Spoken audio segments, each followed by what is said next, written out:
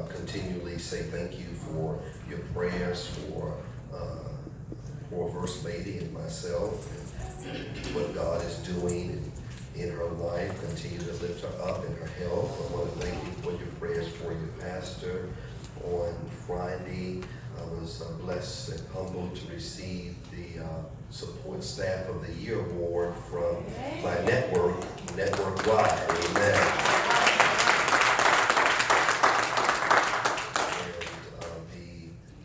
Portion of the recommendation or the nomination of one of them that they read a portion of was by Carla Mason, who is Judge Omar Mason's wife.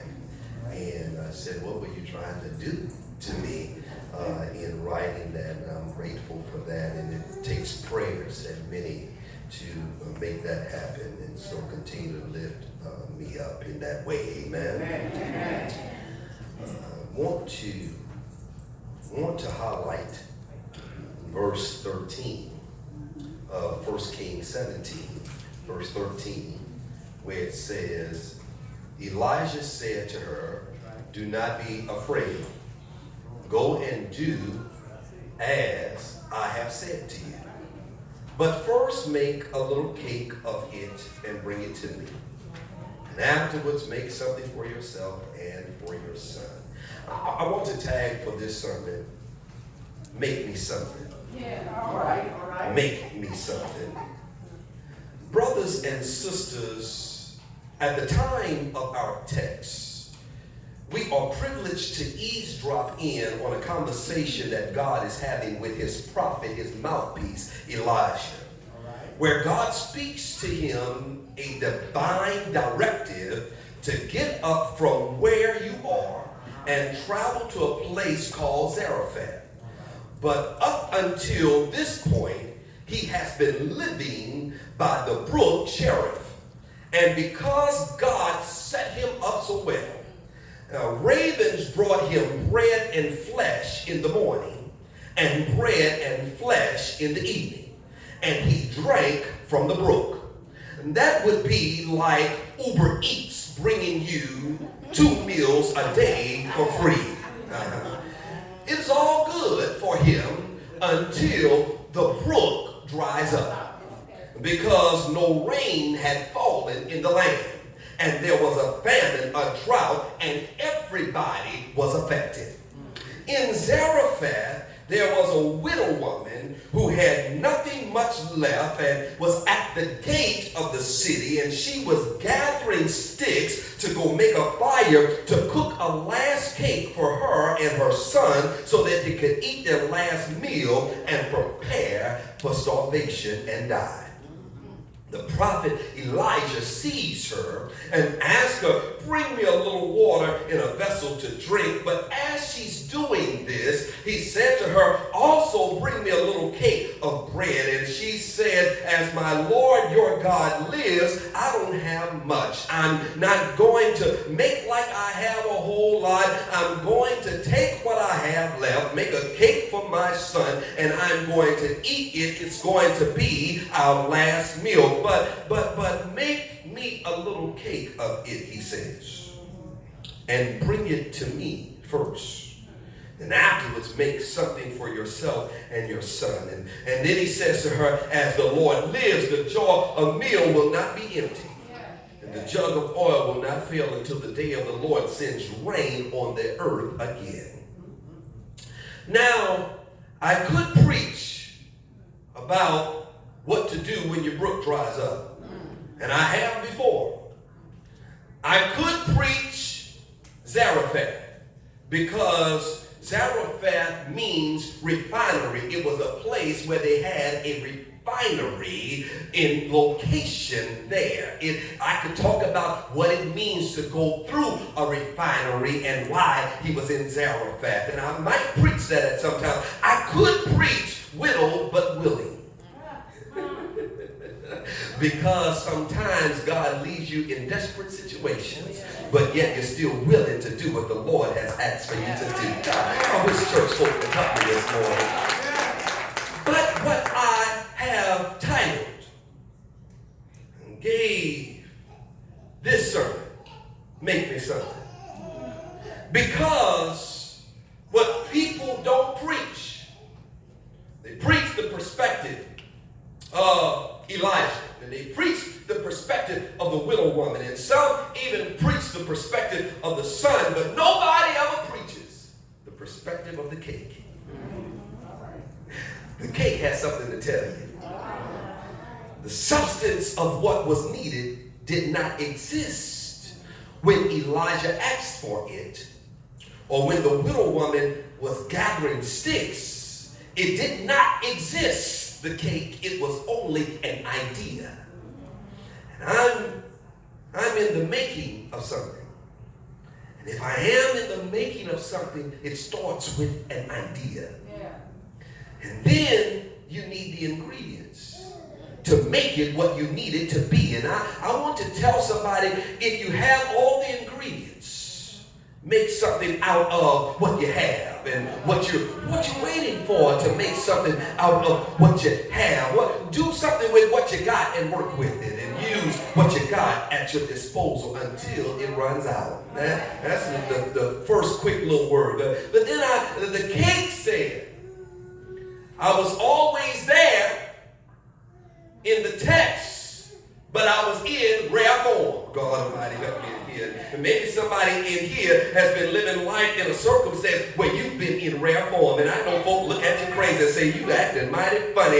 You have to say, forgive me, because I'm just in rare form. And I'm not what I need to be, or not what I want to be, or what I ought to be, but I'm in rare form. Oh my God, I know I'm talking to somebody. And you need to know that it is just like God to take raw materials and make something real out of them. And somebody ought to give God praise, because God has taken the raw materials of your life and made you into something more than you thought you could be. So maybe you're the cake in the text. How do we relate to the cake? Let me tell you a story. There was a young girl who would go visit her grandmother. On one occasion, she having watched her grandmother in the kitchen, having watched her bake cakes all the time, but being a little more mature, she was with grandma in the kitchen, and she began to make a cake. She put all the ingredients in a bowl. Note, there is not just one ingredient, but it took a little of this and a little of that, and 2 cups of this and a cup of this, and then she beats them together, and it becomes something called batter. Something that is heated consistently, and it is dealt with in ways batter, that it is beat consistently with hard blows until injured. Not killed, battered, just injured. Not dead, just battered, injured. And so the batter is, with all the ingredients, are beaten together and they're left in the bowl. But if you also look at the word batter, it's a baseball player who stands at a plate with a bat waiting to hit a ball thrown by a pitcher. Every now and then you are dealt with pressure at home plate with the bat in your hand as a batter, because you don't know how the ball is going to come at you. She is ready to put the cake batter in what they call a bundt cake pan. But she greased the pan to make a layer between the pan and the batter. And the granddaughter asked, why are you doing that? And she said so that the batter will not stick to the pan, because it is made not made to stay in this. Can I tell you, in life, there's situations that you're in, and God is saying, you're not made to stay in it. know it looks like it's enduring for a long time, but I just have to give somebody this word. You're not made to stay in it. Don't get comfortable. You're not made to stay in that circumstance. You're not made to stay in that situation. You're just made to go through the process of it, but you're not made to stay in it. But she said to her granddaughter, but you'll get it when we finish. The batter goes in the bundt pan. And the bundt cake pan has a design to it to shape the cake after baking. See, you have no form going in. Really don't know how you're going to look coming out. But there's a design in mind for your shape, because the Bible says, for I know the plans that I have, preach pastor, have for you, says the Lord, plans to prosper you, to not harm you, plans to give you a hope and a future. Grandma puts the cake in the oven to bake it. The granddaughter says, but Grandma, somebody has to stay here and watch the cake. And she says to her granddaughter, it's a waste of time waiting on something that's doing it itself. Oh, Lord Jesus. She said, come on with me. We got some other stuff to do. She went back to Grandma 10 minutes later, and she ran into the kitchen and came back, and she said, Grandma, I think the cake is ready. Grandma said, you should be in here with me. I'm the one making it. I'll tell you when it's ready. Good God Almighty. And then she says to Grandma, but I know it's ready because I can smell it. And Grandma says to her, that's just a sign that the heat is on. Oh my God, preach man, I'm trying. And she said, that's just a sign that the heat is on in the oven. And so she said to Grandma, what is it going to look like, and how it's going to be, and how do you know when it's going to be ready? And Grandma says to her that I failed enough in the beginning, making it to where I know now when it's ready. And as long as I have it on my mind, I will never forget about it. And I hear the word of God saying that no matter how long he keeps you where you are, he promised never to leave you nor forsake you. You're on God's mind. The granddaughter is anxious, and she says to Grandma, it's been 20 minutes. Grandma does not rush at all. After a while, Grandma finishes doing what she's doing in the rest of the house, and she says, all right, let's go get the cake. Granddaughter says, did you hear a bell or something? Grandma said, let's go get the cake. She opens the oven, pulls the cake out, and lays it out on the table. And she says, we're going to let it cool off. And the granddaughter says, I just want to ask a question or two, Grandma. She said, I saw everything you put in it. How you took it from this liquid state to being solid. Did not look like this before it went in. Grandma said, you're almost at the question I want you to ask. And so she said, why didn't the cake stick to the pan?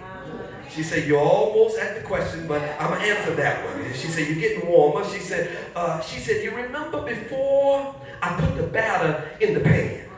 I greased the pan and put a layer between the pan and the batter. Yes, Grandma says, see, you use butter. You don't see it, but you use it, and you just have to know that it's there, even though you don't see it. And in the end result, the cake would come out without sticking to the pan. It will come out in one piece because the pan was greased before the batter went in. Good God Almighty, come here, let me bless you. Faith is like butter in a baking and bundt cake pan.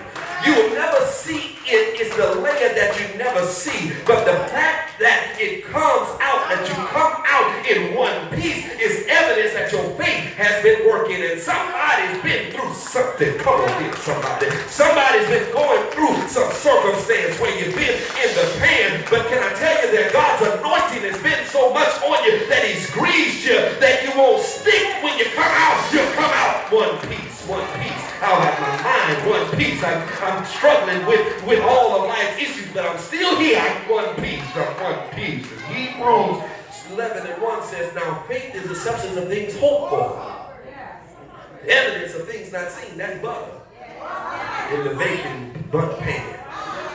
She said, Grandma, one more question. How did you know when you started out? When you started out doing the cake, that it was going to turn out like this? She said, now that's the question. Look at what she said, something simple.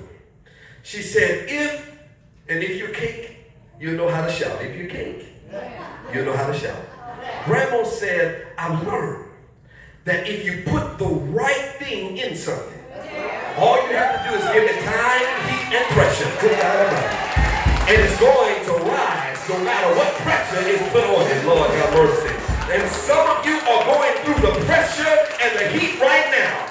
You can't stop a person from rising when they got the right ingredients inside of them. You can't rise without pressure. Do I have anybody that says I'm rising in this place because I got the right pressure? See, it's not cake until it's baked.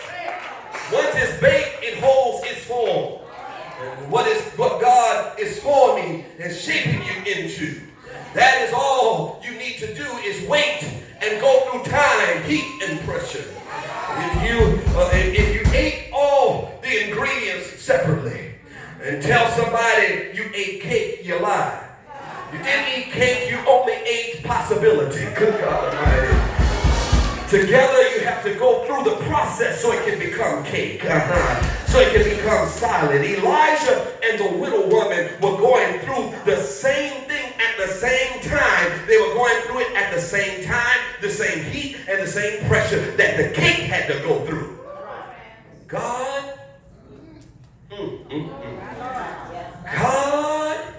has been baking you like a cake. You might have gone in liquid and fluidity was your situation, but you're coming out firm. God is getting ready to pull you out of the oven and the pressure you've been in. And he's going to let you have your cake and eat it too. You ought to high-five your neighbor. Here is what Job said. All of my appointed time, I'm going to wait until my change comes. But while I go through, I'm going to tell God, make me something. Make me something that I've never been. I've been going through so he could shake me and make me more. Elijah needed the widow woman who was given the word of God. And the widow woman needed Elijah. But her son needed them both and the cake. And he didn't know anything about it. And somebody in here has been blessed because God has sent some other people in your life to do what God has called him to do. And you know nothing about it. So I'm asking the Lord, if I gotta go through some things, make me into something to trust you more. Make me into something so I can be a testimony. Make me into something so I can be a blessing. Make me into something so I can give you glory. Make me into something so I can do better and rise higher and stand stronger and serve greater and praise harder. Make me into something so I can trust you longer, give more, love better, help further, and be a witness. Make me into something. What I am and what I have may not be much, but if I'm going through the process, I'll just give it over to God, and God can make me into something. The Lord will see you through time, heat, and pressure. He's making you into something. Somebody ought to give God praise. Even though you've been going through, God is making you into something. You ought to get your knife together to cut some cake and taste and see that God is God is good.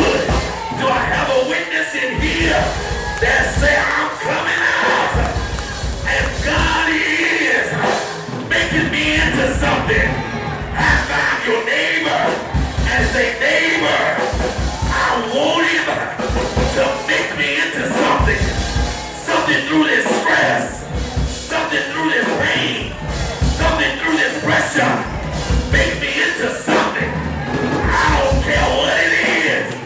Any way you bless me, I'll be satisfied and say, it is well with my soul.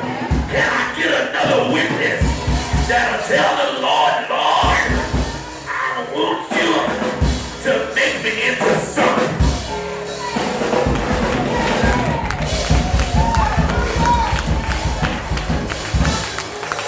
Look at your neighbor one more time and say, neighbor, just in case you were wondering why you were going through what you're going through, God is, God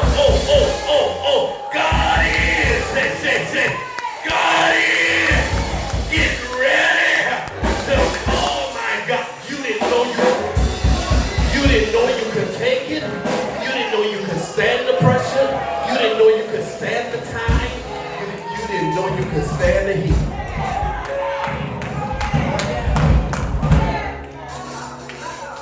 But he's making you into something. And they ate cake. They ate cake.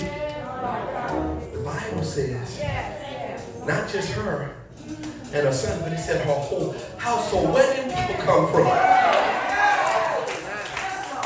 I'm going to tell you where they came from. When they found out Sister Girl got cake, they said, oh, we coming. They were able to eat until it rained again.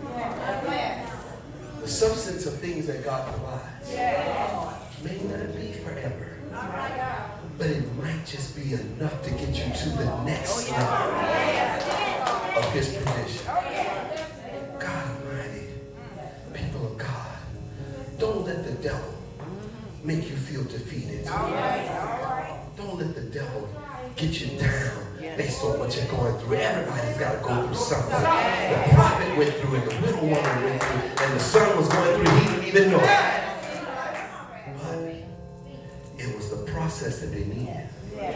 Pressure, the heat, the time to make the cake what it was, to sustain them. And they didn't realize that all the while, the widow woman was making cake. They were the cake.